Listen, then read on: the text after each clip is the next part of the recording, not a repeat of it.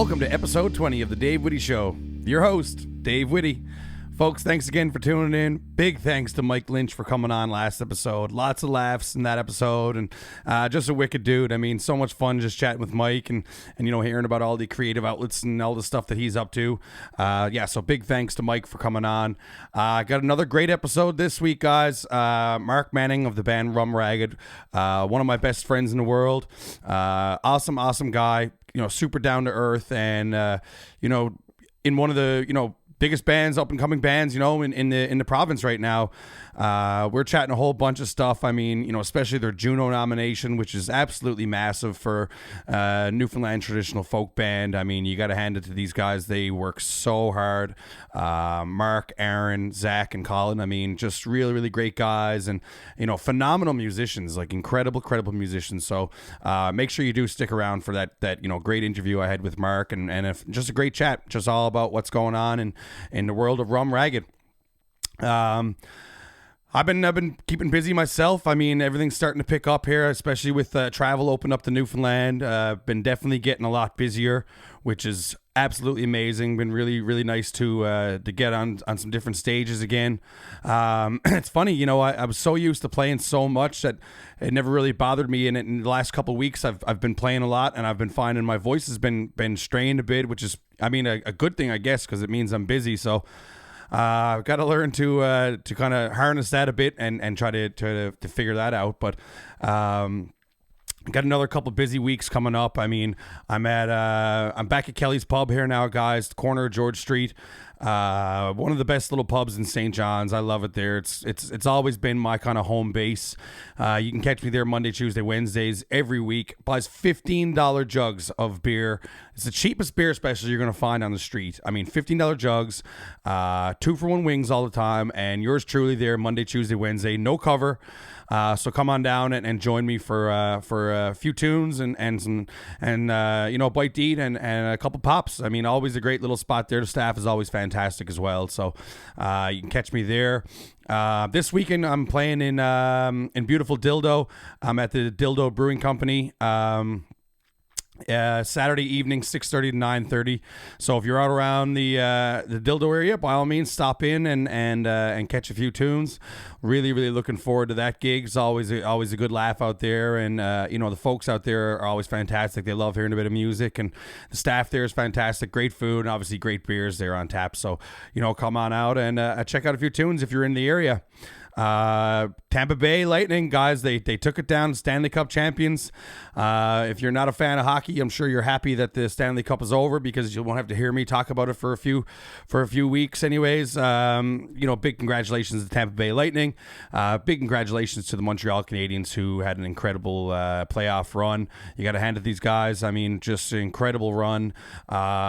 Completely counted out the whole time, and they made it a really interesting playoff run. Really, really fun to watch. Tampa, I don't know. You can say what you want about Tampa. They're probably one of the most stacked teams I've seen in my life, honestly. I know everybody's talking about this 18 mil over the cap, but I mean, it was a rule that wasn't in place. I mean, I think it's changed for next year, where if you got an injured player, it's going to count towards the cap, et cetera, et cetera. But I mean, they pulled it off. The team is stacked. I mean, depth is incredible. The defense is insane, and arguably one of the best goaltenders in the world in Vasilevsky. So it's been kind of fun watching that. The Kucherov interviews have been insane. Russians just know how to do it differently. It's hilarious. So that was pretty interesting to watch, and big congrats obviously to the Tampa Bay Lightning, and obviously all their $1 million contracts. It's middle of the season for the Toronto Blue Jays right now. Having a decent year. They're sitting 45-42 right now. Third in the AL East. Looking like about 8.5 games back of first of the AL East.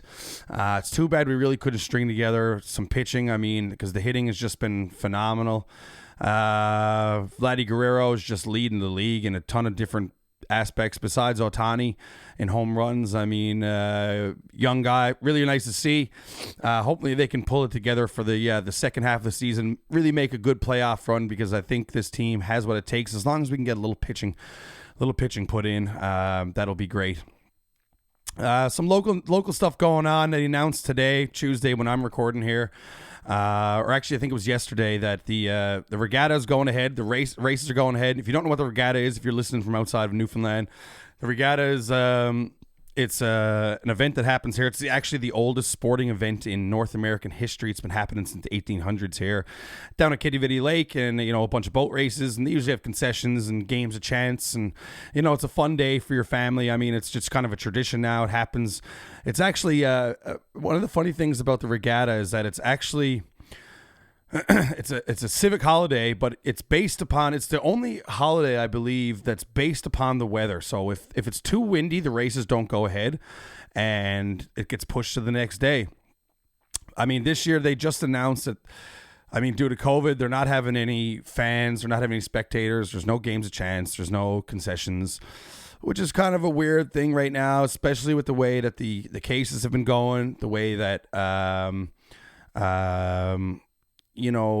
first doses have been administered. Looks like second doses are doing really well as well. So it's kind of a weird thing. I did read a couple good points on Twitter this morning. It was kind of like, you know what, maybe it wasn't the regatta committee's they're not at fault, or the government's not at fault, because the regatta is a huge thing to plan. It's a year-long plan that kind of goes ahead, and then you know what I mean? To pull this thing off in 3 weeks is probably a little tougher than you would imagine. So a little disappointing to hear that it's not going to be open to spectators and the public. Because people love this event here in St. John's. It's a really, really, it's a tradition that families have, and they go down and check out the races and get a little walk around the lake and a little game of crown and anchor, hit the bear tent or whatever you're into. So a little disappointing. On the other side of it, right across the lake there, Iceberg Alley was announced that that's going ahead, which is a really, really neat festival here in St. John's. They basically put up a massive tent, like a circus tent, which I believe was actually Disney Euro's tent. I think they bought that off them. I could be wrong on that, but that's something I heard.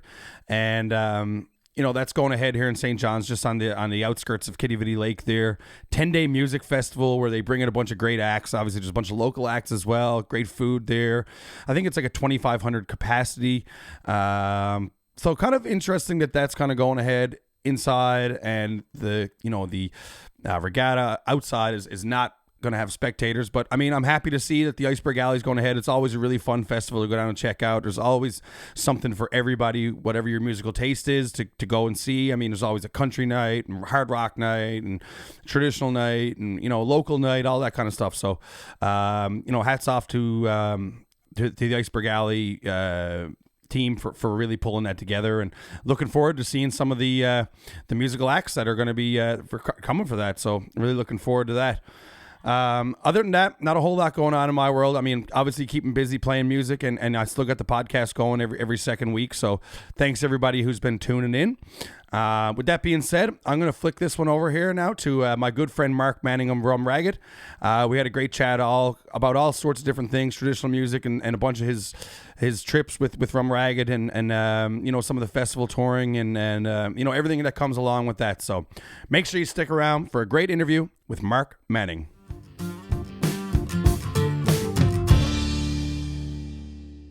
And I'd like to welcome Mark Manning of the band Rum Ragged to the podcast. How you doing, Mark? Thanks for coming on today, man. Best kind, Dave. Thanks for having me, man. How's everything? How's it been, man? I know, COVID is it's starting to look like it's a little bit in the back door. Things are starting to progress. How's everything kind of looking for yourself? Yeah, things are starting to turn around. We're starting to see some more bookings and stuff come around. It's been a wild year for all of that, as you know. Yeah. But much like yourself, we've taken the year to try to do some different things, like you're doing with the podcast, and we're just trying to keep things going. So when everything does open back up, we're prepared to get right back at it and go at it. Yeah, no, absolutely. And I want to talk about a bunch of that stuff. I want to talk about a little bit what was going on during COVID, and obviously some post-COVID stuff. Obviously, I don't want to as much as there's stuff to talk about COVID. Fuck COVID. I'd like to get rid of that eventually at some point and not have to talk about that all the time. But, I really want to ask you some questions that I probably personally don't know myself. Obviously we're pretty good friends and we've played together over the years and stuff like that. But for the listeners and stuff, I kind of wanted to kind of start right at the beginning. like where you kind of got your love for music and you know, kind of growing up on the Cape Shore. I mean, and what kind of like what music was for the Cape Shore and people like yourself growing up. Yeah. So yeah, I'm from St. Bride's on the Cape Shore, out around Placentia Bay, and just on the cusp of St. Mary's Bay. Went to school with a lot of people from St. Mary's Bay, so it was like the Cape Shore encompasses both the bays. A lot of great music out there over the years. During my time of growing up, it kind of had died off, I guess, a fair bit. Not a lot of people were playing. There was always a couple of players still around, but not a lot of people playing. Not a lot of people touching base with the traditional music that was there over the years. I was personally, played basketball at home. It was a big thing, and we listened to all different kinds of music growing up, classic rock and rap and everything. Never really super into Newfoundland and Labrador music. You were a big Jay-Z fan growing up, Big right? Jay, still a big Jay-Z. Yeah, right. But no, yeah, we never really listened to much of it growing up, but it was always around in some way, shape, or form. Our parents or grandparents listened to it. It was at community concerts and different things like that. But a teacher came out home when I was in grade 9, I want to say it was, Robert Colburn. And when he did come out home, he told us all, like, first day, I'm going to have you all sing before you leave here. We were all like, not a chance, man. Like, there's no way. We're plays basketball at lunchtime. We're not coming up to the music room. And he got us all going into it. And then about a year after that, I think it would have been, some of the guys were starting to go up to the music room around lunchtime, got me into playing the bass at first. And I learned a bit of how to go about the music with that kind of stuff. And more as that was all kind of progressing, we were noticing that we had a lot of songs and tunes out home that had not been anywhere else in Newfoundland or ever recorded. That really interested me because just liked history, and that was like a part of closest part of history that I could find about myself and find it through song. And yeah, I got from there to starting to play some gigs for weddings and high school things, and on into eventually started playing at Rob Roy in St. John's. Myself and Zach, who's in the band now, actually started playing at Rob Roy together. I don't know, Wednesday nights, I think it was. But yeah, from there, met Aaron, and things have been just going flat out ever since with the music. Yeah, no, and flat out, you nailed it. I mean, you guys are incredibly busy. You mentioned your teacher, Mr. Colburn, Robert Colburn. I mean, there's a real nice video I remember seeing a couple of years ago where it was Teachers Change Lives. And I mean, you were featured and it was also featured Mr. Colburn. Real nice video. I mean, obviously you've kept in touch with Mr. Colburn since. And I know you recently did the Holy Heart Choir thing, which involved Mr. Colburn as well, right? Yeah. So Mr. Colburn was our music teacher out home. He came out and he like literally put music back in our school, back in our community. Incredible, man. Really, really neat. I mean, really, for these like small communities that we grew up in, the idea of the community concert was a big thing when I was like really young, and my dad used to be in it, and a few different people around the community that I knew really well would be in the concerts, and they were always like, totally everyday people. But when it came to the community concerts, they do skits and they get on Foolish and play songs and stuff like that, and that kind of disappeared completely. And then this teacher comes at home wanting to uncover all that music that had been covered up, and he took a really keen interest in it, and in a bunch of us who had an accordion group at the time. My brother actually used to be in the recording group before I was, and that was started by a fella by the name of Dave Welchman, who came at home from, I want to say, Kings Point, I do believe he was from, and he was the tech teacher. That was a couple of years before Mr. Colburn, so he was playing some of the accordion tunes. Mr. Colburn really kind of infused that kind of interest back into the thing, and like made us realize, we can book concerts together, and we can take a guitar to a house party, and I can't thank him enough. I'd not be playing music right now, or Zach for that matter. He wouldn't be as well. And all the, I think, added years that he put to the Cape Shore by bringing music back out there, because it's a small town, small community, rural Newfoundland. The future is always not so bright in those places, but I think he actually did, add years to how long St. Bride's and Branch and Poylance and Cuslet and Patrick's Cove and Angels Cove and all those communities will be around. Yeah, no, it is. It's just absolutely incredible. I mean, hats off to Mr. Colburn, your teacher. I mean, what an incredible job, and just a really, really neat story. I've seen some of the videos, and I've heard you talk about him in the past, and just real nice guy, obviously on top of all things, and just what a way to kind of resurge music in those parts, right? I mean, in a place that's probably so rich in music that I would say someone probably, growing up, maybe if you never knew about it, you didn't quite know about it. So, I mean, it was just something that needed to be brought to light again, right? Yeah, completely. And I mean, for us, it was always around, but we kind of didn't have any appreciation for it because we didn't understand that it was something that wasn't everywhere else. But the more, like, I guess when I got into town first and I met Aaron and, other people who were really interested in traditional music, I started to realize, like, oh, we have something on the Cape Shore that you can't find anywhere else. And, they're old Irish, English type of song, mostly Irish songs. But there are some great story writers and recitation writers and tune players and stuff that came out of there over the years as well. And there was a lot of research done in the 70s and things like that. People came over from different places, historians and different people who wanted to collect the stuff. And they got a bit of it, but they don't got all of it. There's still a lot left out there, if you ask me. Yeah. Why do you feel the need and want to preserve traditional Newfoundland music? I think at first it was like that idea of wanting to preserve it so much, and there's probably still a bit of that, but then it just kind of grew into, like, I enjoy it more than all other kinds of music. And I enjoy doing that the most. I think it has the best stories and things that, we can look at things that are happening today in the world and look at a song that was written eons ago that can answer the problems.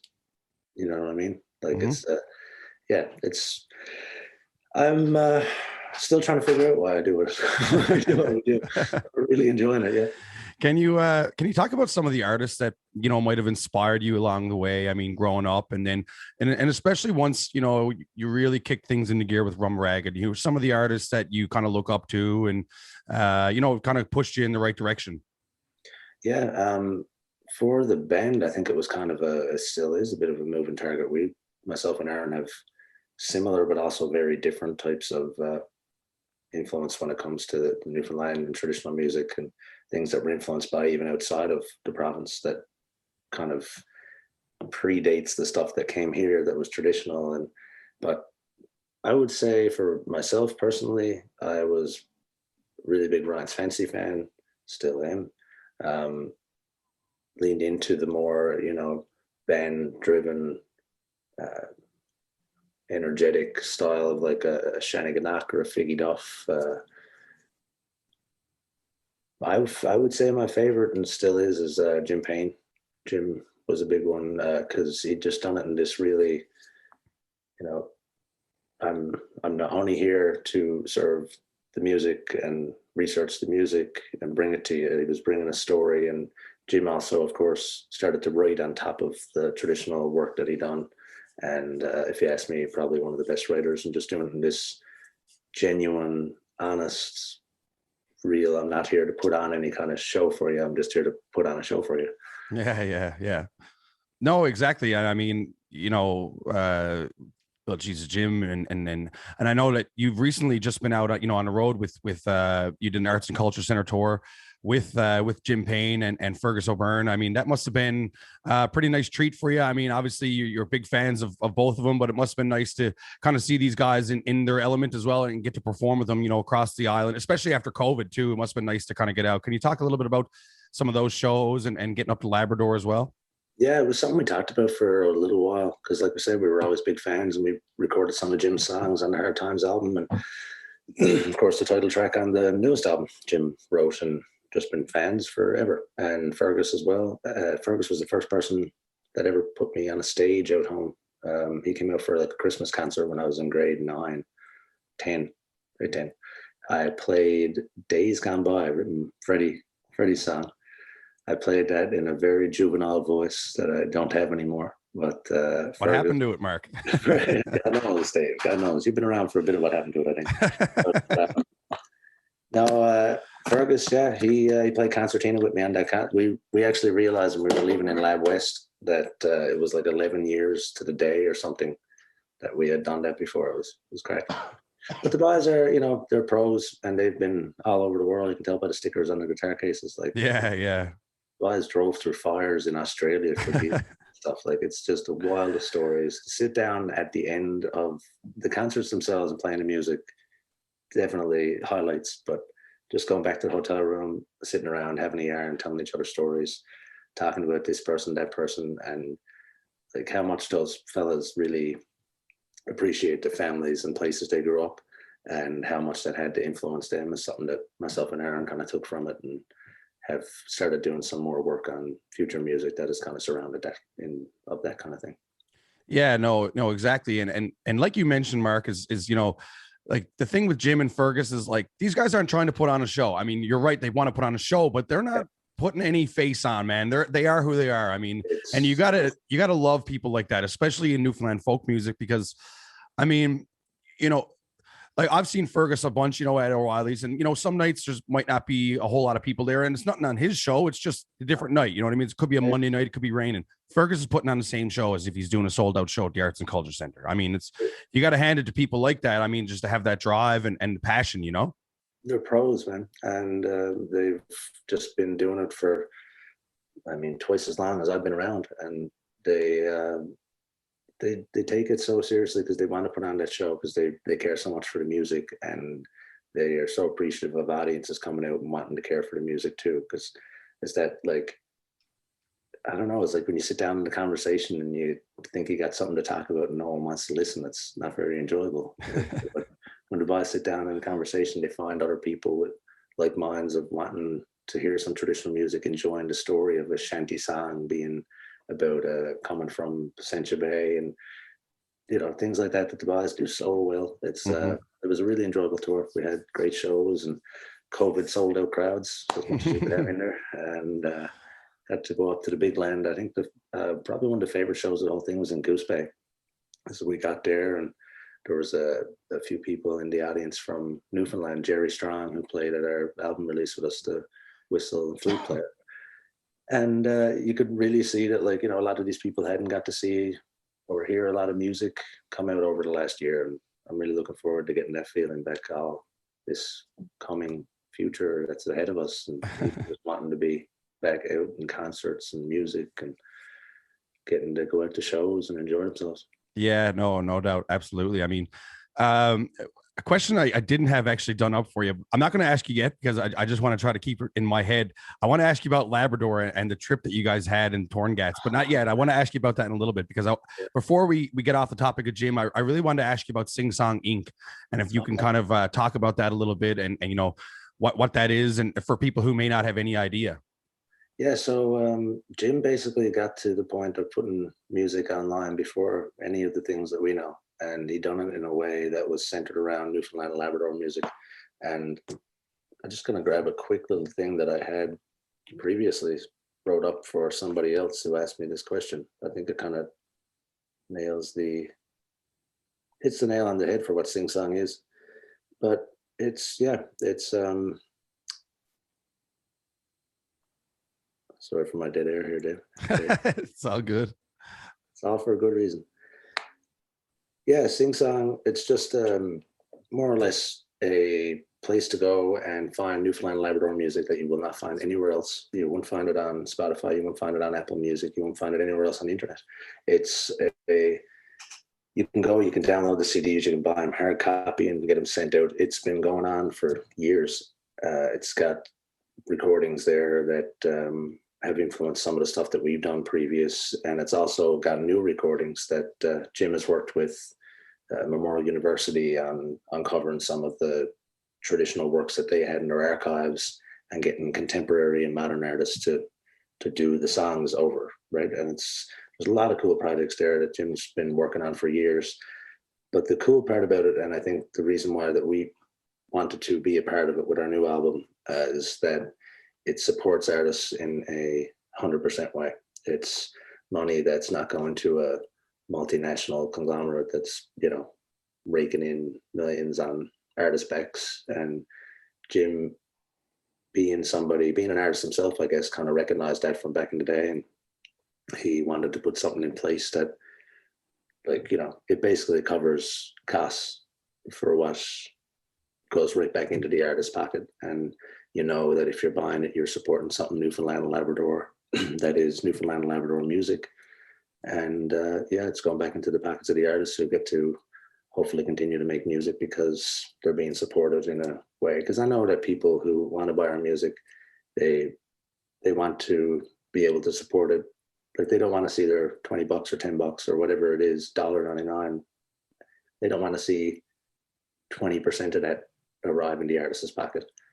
I'm sure they want to see 100% of it arrive in the people who are doing the work of making the music. And you know yourself, this stuff is not cheap to be able to make and to be able to sit down and produce albums and manufacture them. There's so much more behind it than just making the music and putting the time in. That costs money for everybody. But Sing Song has been an absolute dream for the last year. Like we've been able to, see our investment that went into our album actually return to us. So we're able to make another album, and that's something that we're working on right now. And when we've done our music through old school, I guess, or the regular ones that everybody does, it's taken us years to see a return on investment, and sometimes never. So it's something that we're working on, the accessibility of it with Jim, because we know that convenience and things like that is a big player for everybody who wants to take in music, and the convenience of Spotify and things like that is definitely there and leaps and bounds ahead of some of the stuff that we've been doing with Sing Song. But I think that, working with some other Newfoundland and Labrador artists in different genres, that we can probably create something here in Newfoundland and Labrador that sees the music in Newfoundland and Labrador actually be supported by the people who love us and want to be a part of Newfoundland and Labrador music. Yeah, absolutely. I mean, it's truly incredible. And I mean, it's hilariously kind of contradicting, because probably a lot of folks are probably listening to us right now on Spotify, but I mean, it's a great way, but it is, I mean, Sing Song it's a great way to really support, the local artists. I mean, people who are really out there grinding and working hard. And like you mentioned, Mark, it's not just to see the 20% return on an album or a song. So, I mean, before I move on from that, can you just let everybody know where they can find Sing Song in case I forget to ask you at the end? If you go to singsonginc.ca or just Google Rum Ragged, the thing of a fish, or Jim Payne, or Newfoundland and Labrador music, you'll come to it. But singsonginc.ca, and I mean to say that, we have some of our music on Spotify. It's not I wouldn't. How did I put this before? I wouldn't expect somebody to walk 5 miles to buy a more expensive tin of milk. Right. You know what I mean? We're not trying to make it difficult for anybody. We want people to realize that, when people are taking in music from different ways, it's not always going to support the artist that they want to support. And this is a way that you can really support the artist at singsonginc.ca.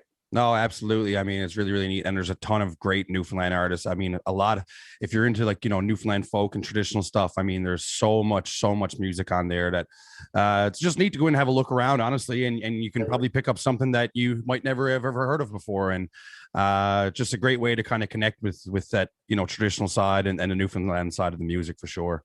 And you'll uncover stuff there. Like there's a record, Dorman Ralph was 20-track record of a accordion player who he was a blind accordion player.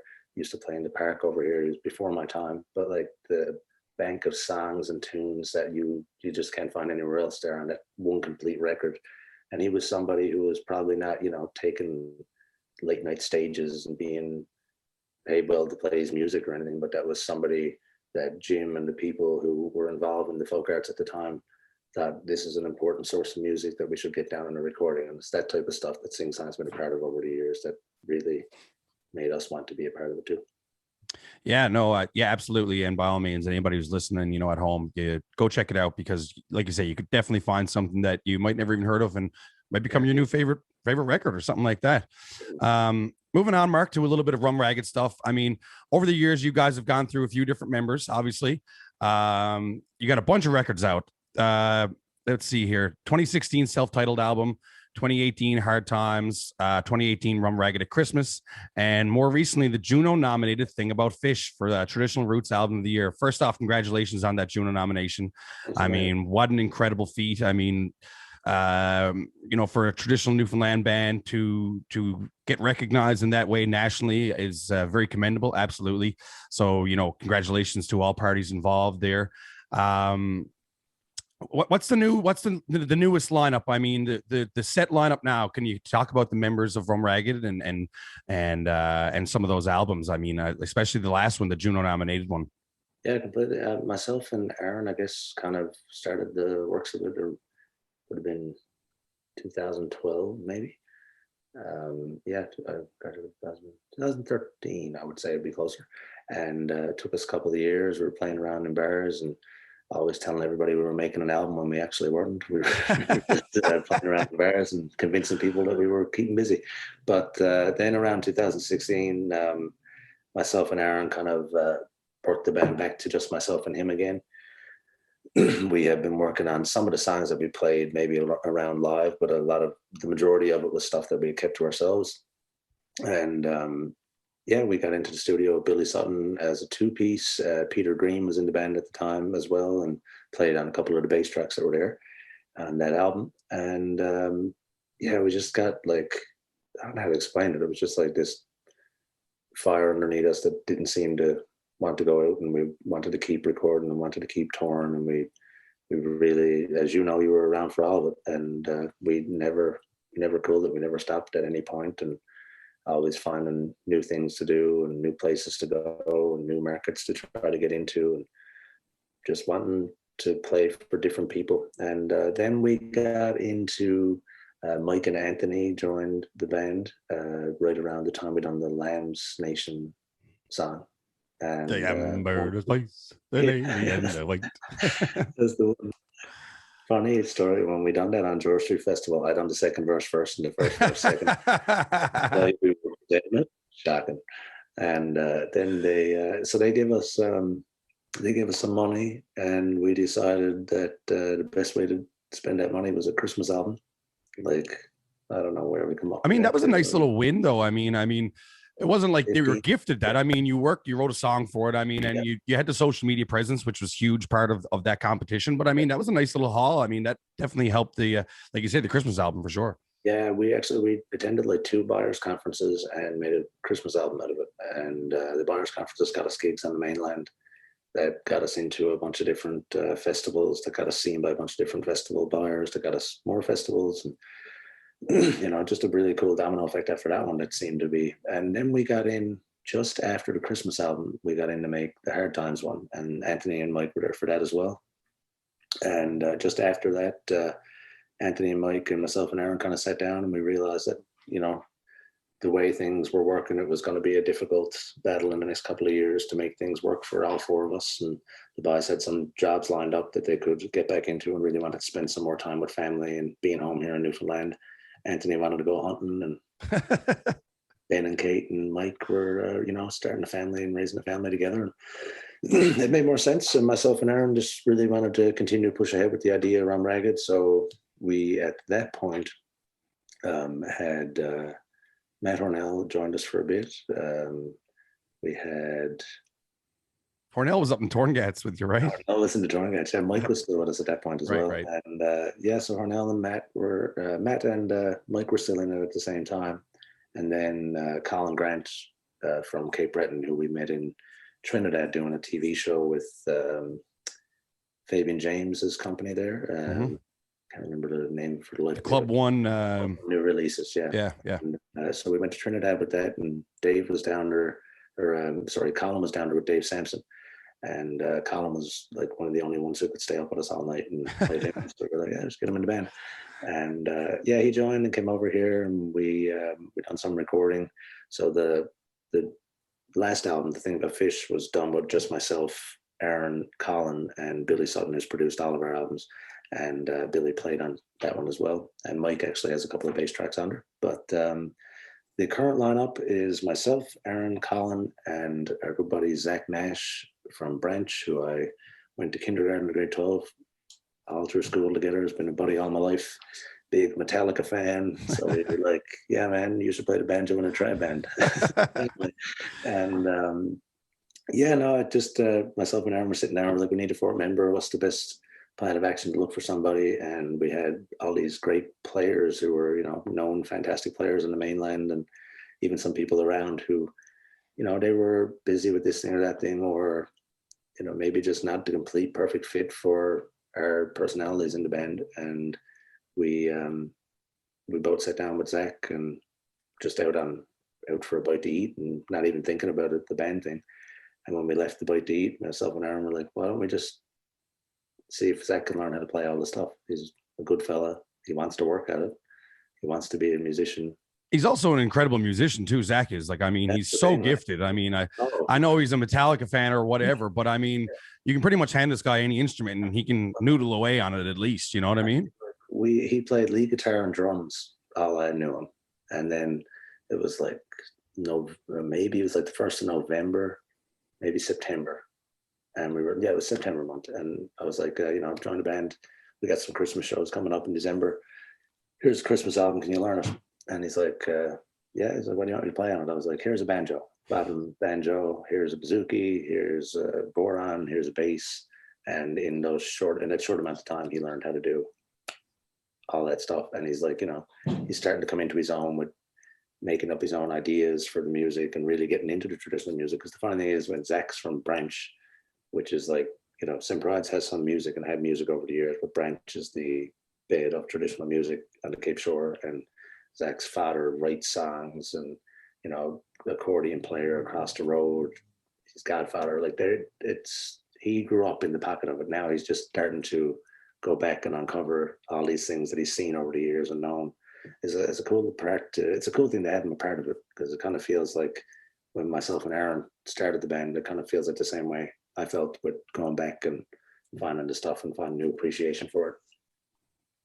Yeah, no, absolutely. And he's a great fella too. I mean, that's a big part. That's a big part of band. I mean, it's actually a bigger part than people actually realize, is actually having good fellas in the band as opposed to awesome players. I'm not saying he's not a good player at all. He's actually a really incredible player, but I just mean that it's so much better to have good people in the band who you'd rather work with and who you'd rather work with and just have be around all the time. I mean, that's what kind of makes the whole process more enjoyable, right? Absolutely, man. And just like, you got to drive in a van with somebody for 7 hours to the next gig. You want to get along with them, right? Yeah, exactly.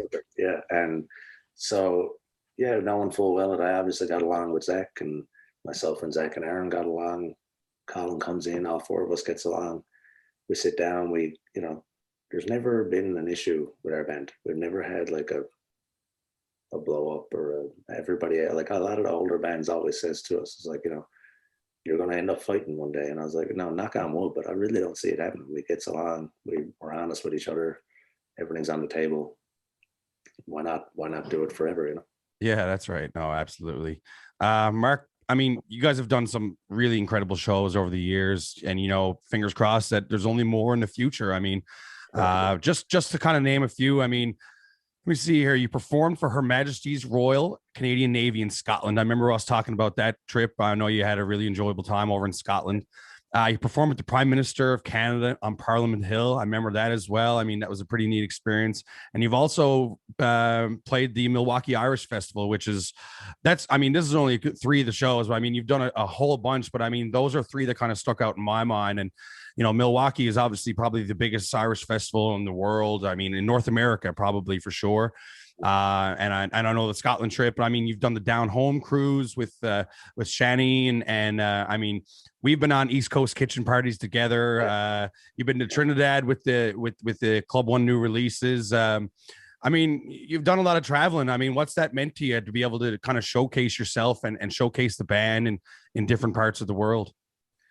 Favorite thing to do, man, just like go to different people and explain to them what Newfoundland and Labrador is, and explain it through song and stories.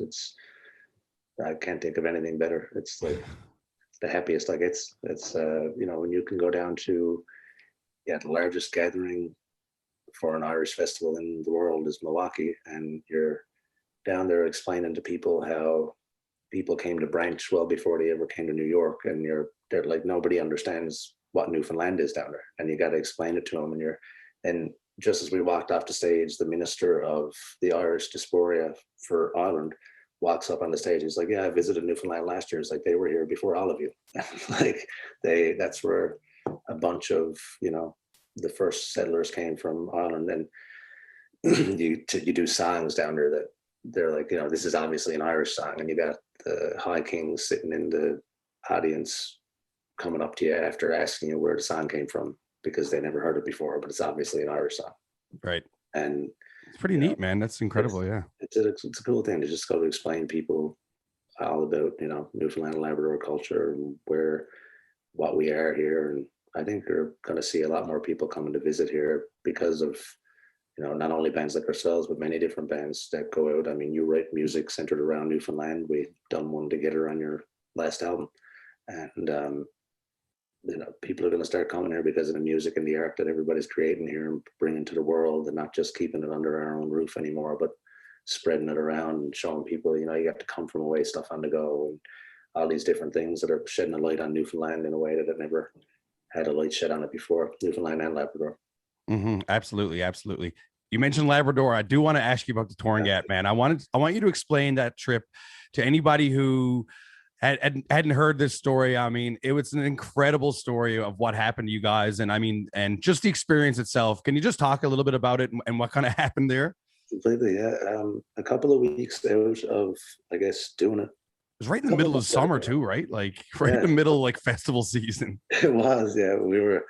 It was just like one of these things that people had talked to us about before. We knew once, and maybe the Fortunate Ones, a couple of different bands had been there before, but also just some different friends, photographers and things like that, who told us about this absolutely like majestic, beautiful place on the tip of northern Labrador that, people don't live, but the history of the people and the absolute like natural beauty of the place is something that you just can't miss if you ever get the opportunity. So when we got a call about it, we were like, yeah, we'll do it. And they're like, well, end of July, early August, work out for you 4 days. And they're like, yeah, sounds good. And they're like, we'll fly you up. Exactly. 4 days. And so we packed for 4 days and made our way up there, took our instruments to play some music for some of the people who had, because they sell the packages to go on a tourist experience there as well. And this place is very isolated, right? Like, I mean, how do you even get there? Like, what's the trip like to get there? We flew to Goose Bay. Then we took a plane to a landing strip. I think it was called Seglag. Like, there's nothing there. It's just a landing strip in the middle of nature. And then we took a helicopter from there to the Torngat base camp. Right. And that's where we chilled out for, it was supposed to be 4 days, but turned into like 10 or more. And I don't even remember. And it started to cut into like our gigs. But I mean, we're stressing out for all these things. So as soon as we get back, one of the first things that was said to us, and I'll go back to how we got back now once, but one of the first things that was said to us, like, boys, you're never going back there again. And I was like, man, I'll go back tomorrow. Like, it was unreal, beautiful. I feel like there's still so much of it I haven't got to see, so much of it to learn about and really like sink in. I mean, we were like, chilling out by natural glaciers and seeing polar bears and seals and catching char off the side of a Zodiac every day, because when we were there for more than 4 days, started to run out of a bit of nice options for supper, and we get some char. But for anybody who's listening, what could they search up right now? What could they Google search just to see? Because I remember you showing me the pictures, but what could they search up to have a look at? Torngat's base camp. Yeah, so just Google search that, and you'll see where the guys stayed and where they played and where they got stuck to, essentially. I mean, everybody who worked there, everybody who was a part of it, complete like gems. Like we worked with PAL, got us up there, actually, Provincial Airlines and Borealis, and they were kind of running the camp that year with the people from Parks Canada. And man, the experiences, the stories, like we went to Hebron, a place that was resettled in a very, I don't even have a word for it, a very disturbing manner, if you ask me. It was a resettled, a pile of the people who lived there had to move to Nain and were promised houses, and there was no houses. They were, completely uprooted and done so in a way that they had, I believe it was a government official came into the church. They were taught to never speak back in church. And that's when it was announced to them that they were moving. So they were, in religious fear to not speak back of the issue of completely uprooting them from their homes and moving them to somewhere. And these are people who, our homes today are basically 4 walls and places that we sleep. These are people that literally lived off of their home and the area they lived in. They had hunting grounds and fishing grounds that were in their families for eons. And they got uprooted and moved to Nain, nowhere to live, nowhere to stay, nowhere to fish, nowhere to hunt, and turned to schools that they were made to speak English in. I mean, just the place was called Hebron. I mean, I've only ever known Hebron to be an oil field. And is that not some kind of weird, twisted thing? If you and yeah, so there's like stories like that go on forever in those areas, and the people there who tell you, you know, how their culture basically got decimated by the idea of a white man coming in and telling them how to do things differently. Completely, I mean, growing up in St. Bride's, I didn't know much about that stuff at all. So that was eye-opening.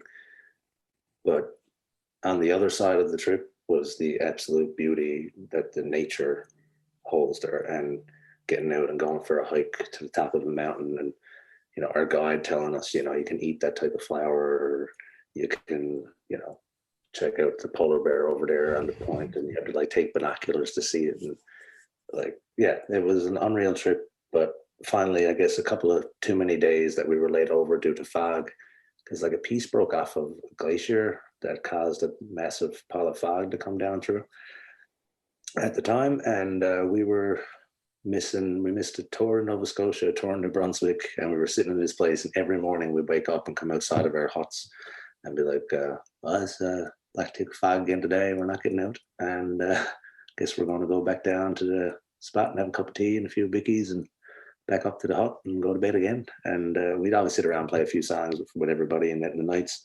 But it got like, you know, more days and more cancellations, and we were getting pretty worried about the whole state of things.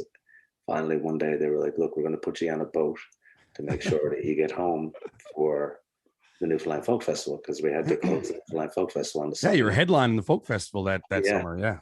And so PAL was a sponsor of the folk festival, so they were kind of adamant on wanting to get us home for that too. So they put us in a boat. This fellow Willie Fox and his son Billy. Willie and Billy Fox, man. Yeah, 18 hours. I can't remember the name of the boat, but I definitely have a picture of it somewhere there. And we were 18 hours steaming from there to Nain. We down the coast of Labrador. The guys were great. Like Willie's up in the front of in the cabin of the boat. Well, the boys were all asleep at this point, and we all kind of took shifts with Willie just to give him something to talk to. And Willie's up in the front of the boat telling me about hanging out with Eddie Coffey back in the 80s up in Maine. And like, you know, great. Yeah, getting the stories out of the people up there is the best of them. So we get to Nain, and we hang out there for a couple of hours. This is an open air boat too. You're not like inside. We were inside for the 18 hours. Okay, right. Yeah. And I mean, like I'd spend some time up on the top of the roof and stuff like that, just because you know, all of us were jammed into the small little spot in this boat. But yeah, we got to Nain, got into shared a couple of hotel rooms to get some showers, and then we were told that there's somebody coming in an open speedboat to take us to Hopedale. 5 hours on the Labrador Sea in an open speedboat. We're not dressed for that, so we all like puts on 3 pairs of jeans each, covers up in a few sweaters and a few hats, gets in the boat. But man, like, you know, you're skipping outside of Davis Inlet. You know, actually we went in to see Davis Inlet, so we're skipping outside of different places, like, you know, moving along in the boat because we got to get there on time, because they have a plane in Hopedale to bring us to Goose Bay, to bring us to St. John's. And we're cutting her close in time, but we're like looking up at each other, and there's like ducks flying next to the boat, and you're seeing things that nobody would choose to experience it this way, but I think more people should. It was right. It was beautiful. Like, how often did we look up at each other? Myself and Matt Hornell were sitting face to face, and Aaron and Mike were sitting face to face, and 2 of the boys were kind of head down for a bit, and I remember looking up and Matt just being like just nodding his head and smiling at me. I'm like, yeah, this is great, sure. And like, good laugh. So we got to Hopedale. They gave us a feed of chicken and fries each, put us on to the plane. We flew into Goose Bay, flew right to St. John's, had a nap, and closed the folk festival the next night. No time for a haircut either. We were all pretty tangly looking at that time.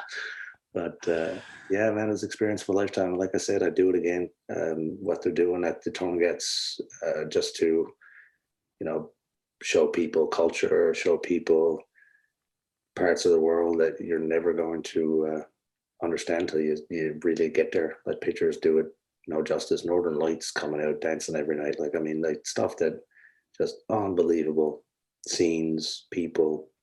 I'd recommend it to anybody. I think everybody should go and see it. I mean, I don't understand how in Newfoundland some kids have seen Ottawa, Toronto, Rome, all parts of the world, but we've not been to Labrador. Like, it'd be cool to see some more youth groups get to go up and see those places. Yeah, you're right, man. It is absolutely incredible up there. I mean, I've only been to Goose Bay, and just alone that, I mean, was absolutely amazing. And I can't even imagine the more north you get, just like you mentioned, Mark, the natural beauty and just the landscapes, and I mean the people too. Like the people are just incredible. It's a completely different world. I mean, a really, really beautiful, beautiful people, right? Oh my God, yeah. No, I can't say enough about it. I can't wait to go back. Mark, I was doing a little research on you. No, nothing bad. I won't bury you or anything. But I was doing a little research. One cool thing that I noticed about Rum Ragged. Do you know that? Where do I got it here too? Do you know you can find tabs on the biggest tab site in the world for Rum Ragged? Somebody spent the time to write out Rum Ragged chords and tabs on ultimateguitar.com. No way. That's yeah. Cool. I mean, I used to learn some hits every now and again when I was starting to play. Yeah. Exactly, man. Me too. I mean, that was always like a kind of a resource for me when I was first starting to play. It was Ultimate Guitar, and I typed in Rum Ragged, and like the 6th or 7th hit was Ultimate Guitar Rum Ragged chords. Anyways, I thought I'd throw that in there. It was pretty neat. Another thing, Mark. I mean, over the years, especially locally, you guys have been nominated and you won a ton of awards. I mean, through Music NL, ECMA. Obviously, the most recent nomination for the Juno Award, Canadian Folk Award nominations, but more so, and I know you're big supporters of Fred's Records as well. I mean, what does it mean to you to kind of support local, and what about like some of those organizations like Music NL and Fred's Records and the support that they give to kind of local musicians? Yeah, man. We've certainly been lucky with some of the award stuff. They're great. It's great to be recognized for the work that you do, and it makes you want to do more work. More than anything, those awards really work to get us more gigs and festival gigs, and people like to, see that stuff when you're trying to go play for them.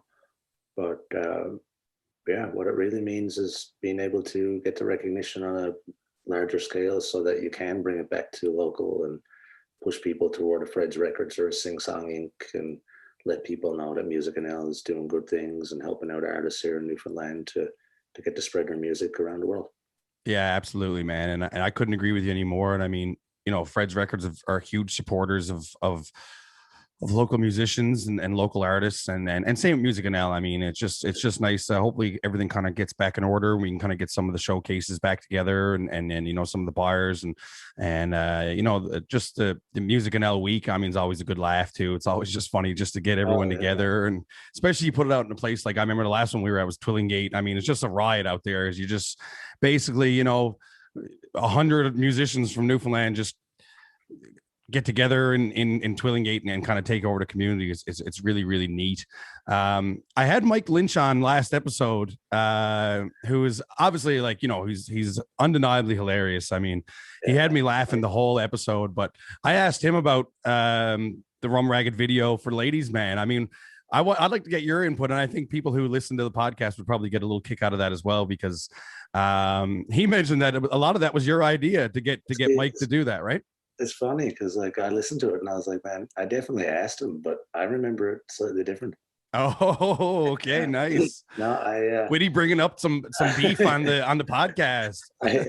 I called him up about it, and we had the idea, myself and Aaron sitting down one day, just talking foolishness, and we were like, the Ladies Man would be hilarious if Mike's character Cecil was the Ladies Man. And we had this idea of the intro of the song being very this sounds a bit burnt out, but being very like Batman-esque, like pulling on the rubbers and right, doing up the scaling the building with the roll, right, kind of thing, like preparing, getting in suit, and all of a sudden it comes in and the Ladies next door, and Mike is like, yeah, but call you back in a minute, and calls me back and he's like, yeah, what was the idea? what if I was all the women?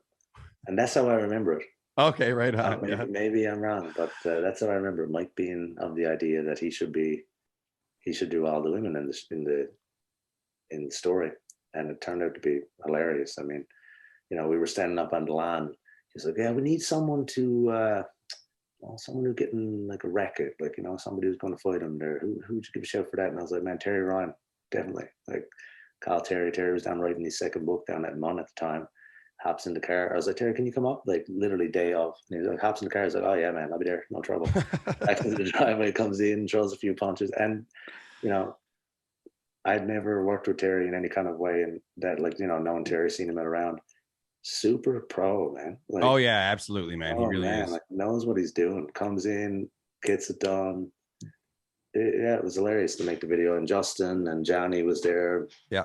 It took a couple of months to actually getting it together. We done the playing scenes were down in the basement of Chris Andrews' house, and the actual land scenes were towards St. Philip's there somewhere. But yeah, man, hilarious video. Got a lot of different attention. We just wanted to do something fun, man. It is, and one thing I especially liked about that is, I mean, it kind of just shows like a band's kind of. Listen, it's not all 100% serious all the time. Like, we love having a laugh too. You know what I mean? Like, we take it seriously, but it's all about having a bit of a laugh too, right?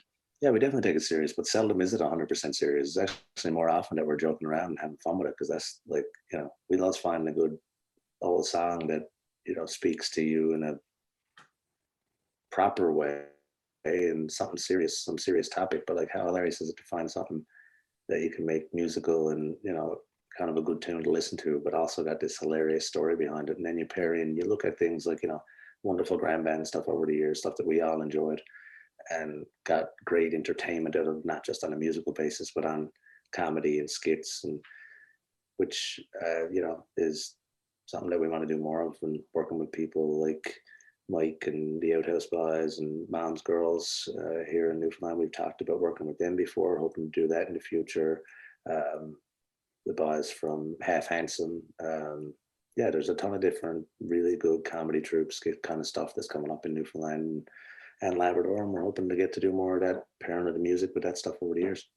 Well, you know what? In some small sense, you actually are really. I mean, I know the last couple of summers you've kind of switched not switched, but I mean, you've shifted your artistic ability. I mean, you've been working with the Rising Tide Theater out in Trinity, yourself and Aaron. Can you talk a little bit about that and what's been going on out in Trinity the last couple of summers? Yeah, well, I guess it kind of started. I guess it started even before that. I mean, I saw Jim Payne for the first time in a review concert. And the review is a Rising Tide production they put off every year that kind of goes over the year in news and politics and just, local news here in Newfoundland and Labrador, and makes skit comedy or songs, parody songs and things out of all the things that unfolded in the year. So Jim was taking a year off it there 2 years back. And so I got a call about doing it. And then we were able to rope Aaron into doing it as well. And we done a review show that year, so we got to go out and sit down and write comedy skit songs, and it got to be something that we were extremely worried about when we first began. Like, this is going to be very strange for us, but it got to be something that we realized we were doing all the time anyway. We were doing it in the van, like we constantly be saying puns, jokes while we were driving places, making up different words to songs. And it kind of came a little bit naturally in that way. But the acting thing itself is still something that we're working on. It's a bit of a trick. But I actually had tickets for your the review show. It was the night of Snowmageddon. Yeah. Oh man, like what a tour that was. Yeah, it ended up ending in St. John's again because of the Snowmageddon canceled concerts. We never got to Labrador because of snowstorms. Bonavista got canceled because of snowstorms in that one. But I guess it spun out of that. We made a great connection with like the people we worked with there, including the artistic director, Donna Bush of Rising Tide. And last summer, she offered us to come down and be a part of her summer season in Trinity and be part of the variety show that they put off there, which is a bit of music, a bit of skit comedy, something similar to the review on a little bit of a smaller, more stationary scale, I suppose. And we got to play for a lot of people just, staycationing last summer. And we seen the summer coming around again without too much movement on the ability to be able to go back traveling and touring. And we were presented with the opportunity to go back down again this summer. that'd be a great idea. And we're a couple of weeks into it now and starting to get some full houses shows. And it's great to be working with people who come from different mediums of art to be able to learn from them. Like, you're working with Stuart Simpson and Mallory Fisher and Grant Tilley and Amelia Manuel and, tons of just really talented, smart people who can sit down and have no trouble to sit down and talk to you and explain things that you don't understand, and just have chats about things that I wouldn't be able to have chats with people, like, just in our one medium of just doing music. Like, we don't understand the intricacies of and the nuances of acting, I suppose, and sit down and talk about those things. It's interesting for us. We'll learn some new things, and I'm sure that they're probably picking up a few odds and ends about the music stuff from us too. That's right. No, absolutely. I would be willing to bet they certainly are. How long does that go on for? Like, how often do you do shows, and when does it would kind of conclude in the season? Will be every Thursday, Friday, Saturday night. Thursday night is a play that was put together by Trina Brownwell from Come From Away. It's called A Marvelous Terrible Place. And it's based around stories in Newfoundland and songs in Newfoundland. And it's, some of it's funny, some of it is very honest and, on the sleeve and heartfelt stories. And it's, it's a good show. It's on Thursday nights. That's done in the parish hall while we're out there. And then in the theater itself on Friday and Saturday nights, we do the variety show. And then we're back into town for Thursday to Wednesdays to be piecing stuff together. We're looking at the summer doing that right up until the 6th of September. And we're going to be heading to Carbonear for one. Colin's actually going to make it down for a week in August now. We've not told anybody that, so there you go. Breaking news. We're telling everybody, yeah. He's coming down for a week in August. We're hoping to get out to Twillingate. A lot of unfortunate things happened during the week, so we're seeing what happens with how that pans out with 618, and if we're going to be able to get out there for the show on the 15th. And then we're going to kick around and do some video work home here and try to get right back at it in the fall, man. Just I can't wait to go places again and tell people about Newfoundland Labrador music. People love breaking news on this podcast for some reason. It's hilarious. Yeah. Brent Mack broke the news of his ice cream truck. I mean, there's been a couple other ones. It's really, really funny. But I was going to ask you what's kind of in store, but you kind of just nailed it, to be honest with you. I mean, that's kind of what you're working on this summer. I'm sure you got, you're working hard to try to get some stuff lined up for the fall. It's still obviously a little tough. I mean, to really, really put some serious plans into stuff, but it's nice to kind of get the thoughts going and get the process back in action. I would imagine.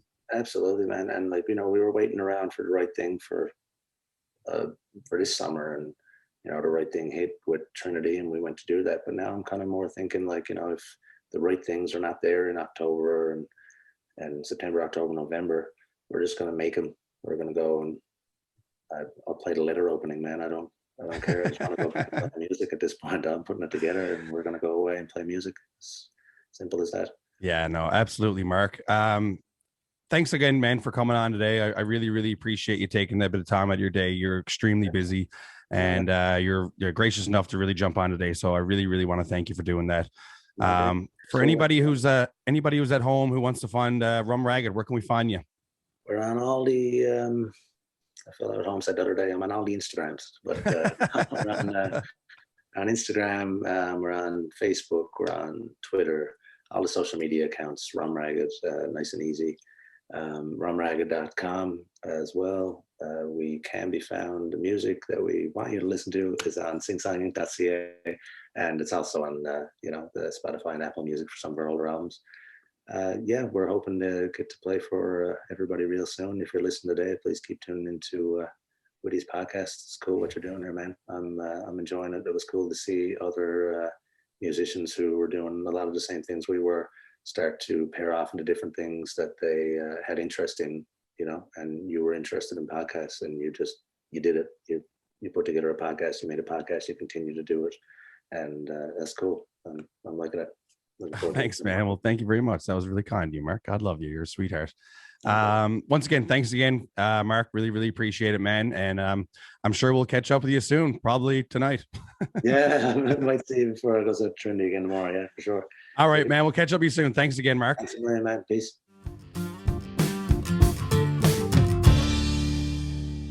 You huge thanks to Mark Manning for coming on. One of my best friends in the world. We spend a lot of time together, and we hang out often, play music together. We do a lot of shows together, and obviously Mark was featured on my last album, Talking Back Fool, where he sang on the song St. John's with me, which was a real treat to have Mark on there, and it was a real treat to have Mark on the podcast. I mean, a lot of those stories I've heard before, but I think that it was a nice way to, for folks who may not know Mark or not know Rum Ragged to hear some of those stories. The Torngat story is wild. I mean, just the coming down the Labrador coast in a little speedboat is nuts. And, really looking forward to seeing what's in the future for Rum Ragged. Incredible feat to get nominated for a Juno. These guys work so hard, guys. You have no idea how hard this band works. And, for anybody who's not, from Newfoundland or has never been in a band or toured, you have to understand how difficult it is to tour out of St. John's. Like, it's not just as easy as, if you're in Toronto, you can pretty much go play any surrounding major city in a 10-hour drive. I mean, if you drive 10 hours from St. John's, you're in Port aux Basques, and then you got to get a ferry, and then you're only in Cape Breton, and then it's another 5 hours to Halifax, which is the next biggest city here to St. John's. So it's like, you're looking at 2 days just to get to Halifax. So it's it's an incredible feat to tour out of St. John's. So you got to hand it to the guys who do that, and Rum Ragged are definitely one of them. So big thanks to Mark and Rum Ragged for coming on there. That was a real nice chat. Like I mentioned, guys, got a busy week of tunes coming up, and I'm in Dildo on Saturday, and I'm at Kelly's Monday, Tuesday, Wednesday. You can always catch me at Greensleeves on Sundays as well. So looking like a real big busy weekend, or big busy summer full of music, which is great. Great to be back on stage. Great to be performing for people. Hoping to get some more writing done myself, and hopefully get a new little release going. Hopefully in the fall, if all stars align. We'll see what happens. That about does it for me, guys.